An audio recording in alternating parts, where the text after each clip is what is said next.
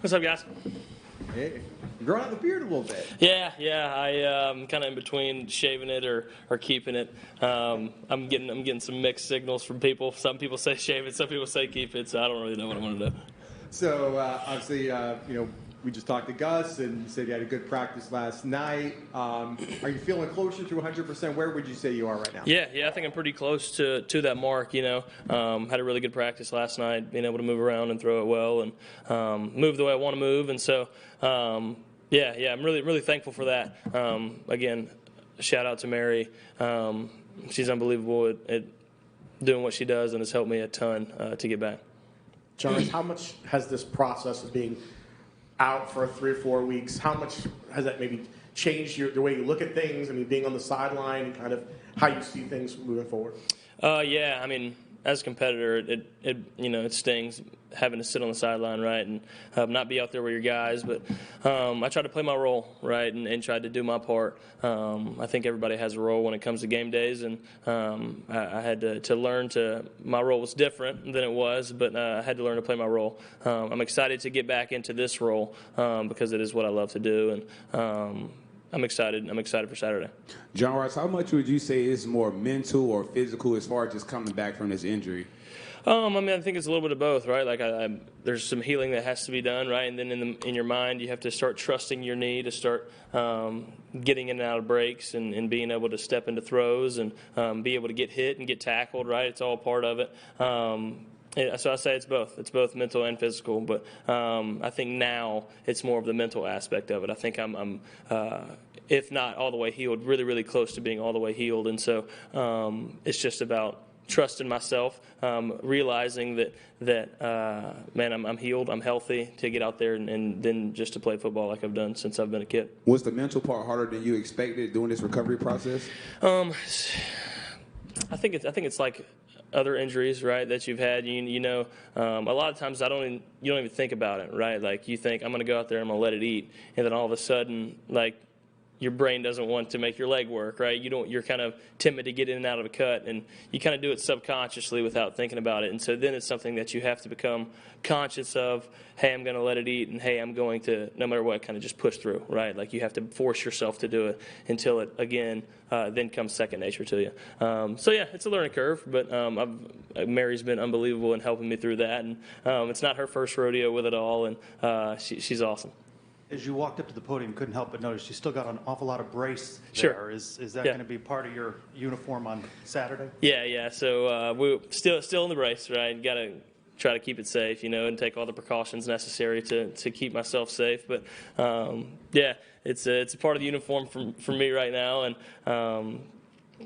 Mary's been really, really awesome. She's worked with some people at Donjoy and Oster and some other brace places. We have a running joke. We have a wall full of braces. I think I have 6 braces in the training room right now. But it just goes to show you that no stone's left unturned in there. Like they're going to do everything that they can to make sure that you feel good, to make sure that you feel fit and ready to play. And I can't say enough good things about Mary and the team in there. After Kansas, you used the phrase snap, crackle, and pop. Have Sure. you heard any other noises or sensations? No more Rice Krispies going through the knee, so that's good. I'm thankful for that.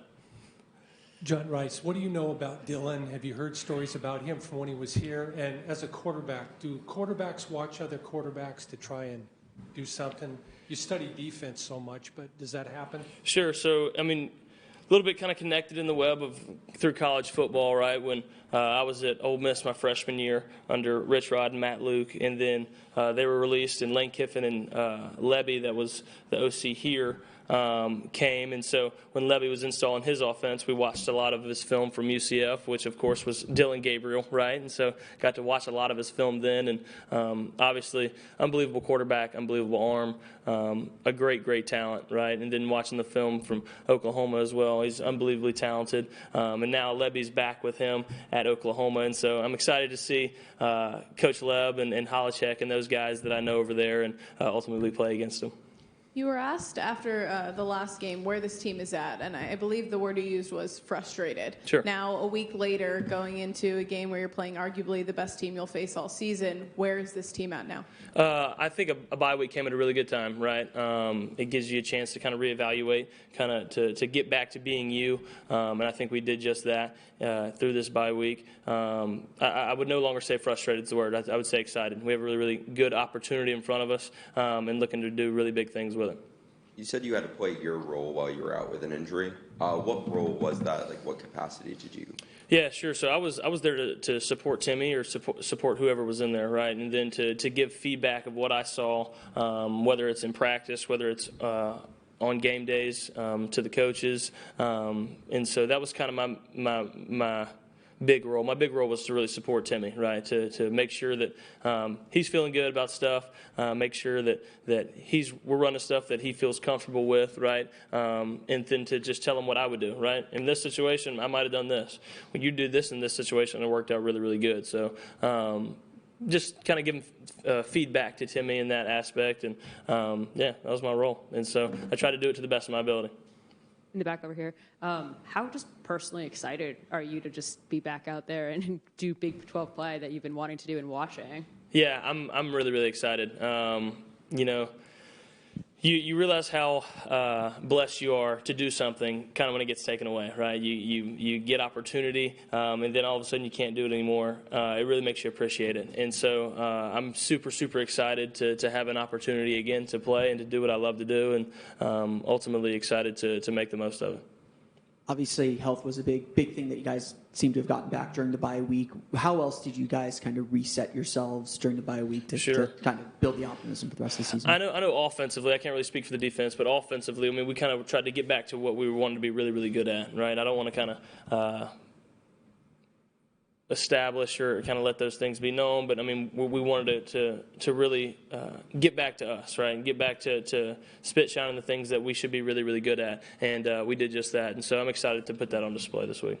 One of the keys to beating Oklahoma has to be keeping the ball out of their offense's hands. That's where you come in, sustained drives, stuff like that. Coming off of injury and trying to do that, how do you balance those two and try to do that, because that'll be a key to the game? Yeah. I mean, obviously, Oklahoma's a really, really good football team, right? But I think when it comes down to it, I think we're a really, really good football team, too.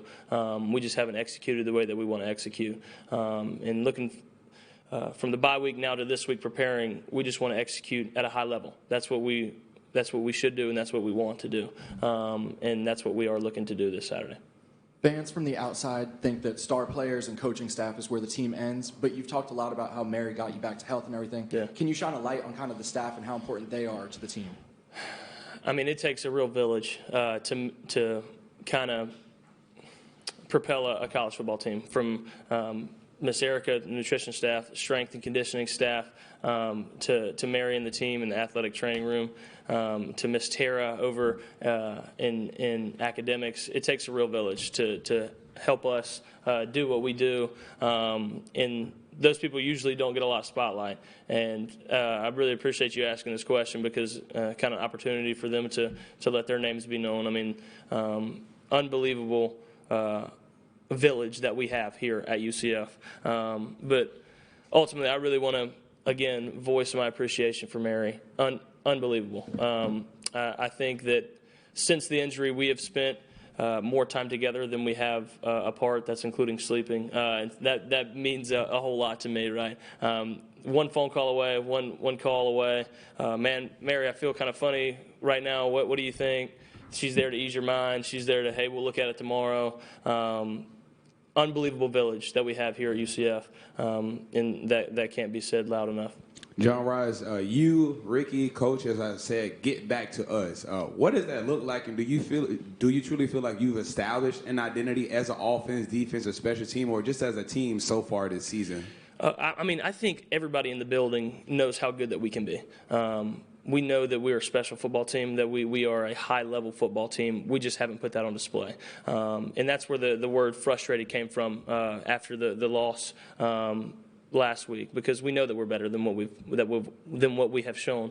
And so this week has really been an opportunity for us to, again, get back to us, get back to hitting the reset button. Hey, guys, realize that we're a really good football team. We just have to go execute, and 11 guys have to do their job every play. Easier said than done, but that's the reality of playing college football.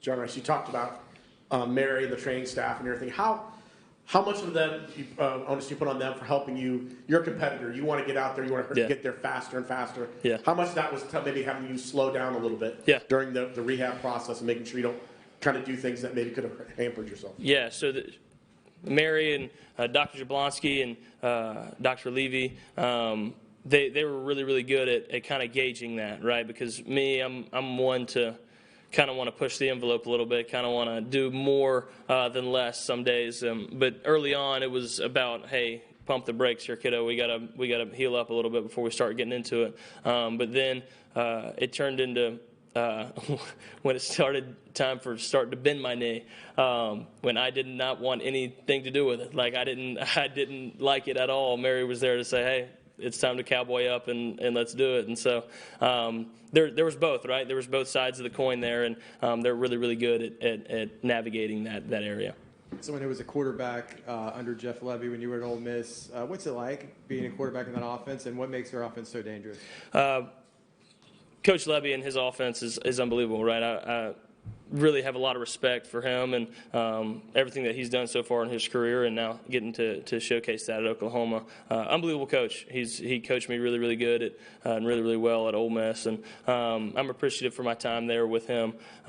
Special offense, they do some really good schematic stuff. They let their skill guys be really involved in the run game too, and they love to throw deep. And so really good offense when you have a really good quarterback as well. It highlights the offense as well. And so I'm excited to watch our defense compete against one of the best offenses in the country, I think. Other side of the ball, what do they do well defensively?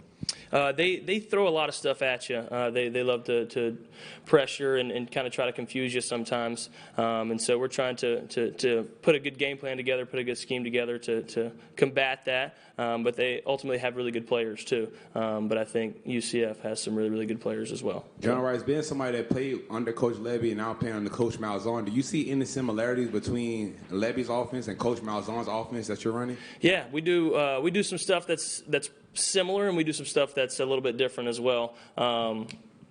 I think that being able to play underneath Coach Leb and kind of get his outlook and outlook on some schemes and some different things, and both play under Coach Malzahn has made me a better quarterback. Right, I've got to kind of learn a lot of football from him, and now learn a lot of football from Coach Malzahn. And yeah, I'm appreciative of both of them, but I really, really like the offense that we run. John Rhys, off the field a little bit. You've lent your name to an organization, athletes.org. I mean, talking about what's that process like, and why did you feel necessary to maybe kind of lend your voice to maybe speaking up for other college athletes and what they go through? Yeah, athletes.org is something that was brought to my attention through a friend that once started Influencer, which was early on just a place where athletes could get pictures from guys that took photos on the sideline, right? And he has now sold that and founded athletes.org, and he kind of laid it out for me. I had a lot of questions of what am I going to be promoting, because I don't want to put my name behind something that isn't good, right? And the more he told me about it, the more that I wanted to support this. When I first started college in 2019, there was no NIL, and so when it came out, it was craziness, right? People didn't know what to make of it, didn't know the rules and regulations behind it. But luckily, I had people that approached me that had an understanding of what was happening and what was to come. But the reality of it was that's not the reality for every college athlete. Not a lot of kids and not a lot of college athletes get the wisdom that I had from people that knew what they were talking about.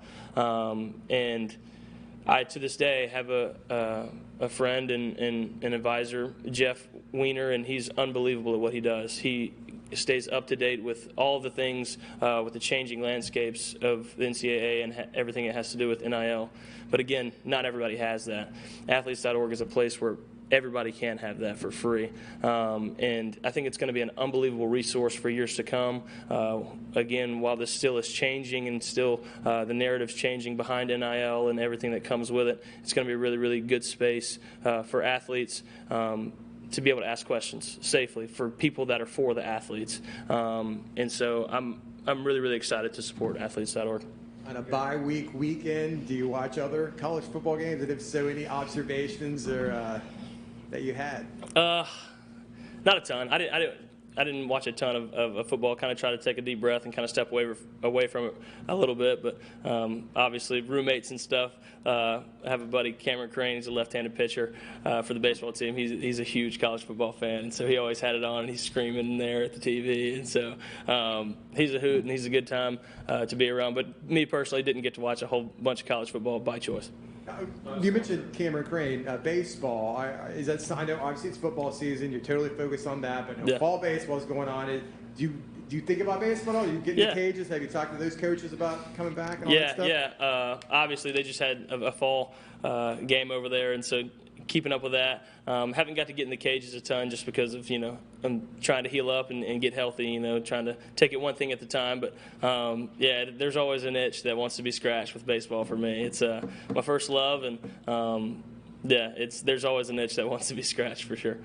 Ricky said tuning out the noise, but, critics say there's no chance for UCF this weekend at Oklahoma. Why are they wrong? We've never, as a team, been one to buy into what other people have to say about us. It's something that I've learned way back in 2019 when a lot of people had a bunch of good stuff to say about what I was doing and what we were doing as a team. And a lot of times I wanted to believe the good things but kind of tune out the bad things. And that's really, really hard to do. And so personally now for me, I've learned the best thing to do is to not listen to any of it. I've learned that the only opinions that matter about what we do or what I do is the people that are in your really tight circle. And for us, it's the people that's in the building. And so we're not one to listen to outside noise. Sure, it can be a distraction sometimes, but we try to stay pretty disciplined in that aspect. I know I do, because it can put you in a weird headspace sometimes. And so it's best for me to just focus on the opinions that matter to me the most, which is inside that building and inside my immediate circle. Critics are wrong because UCF is a really good football team, and we're going to execute at a high level, and I'm excited to do just that. Thanks, guys. God bless.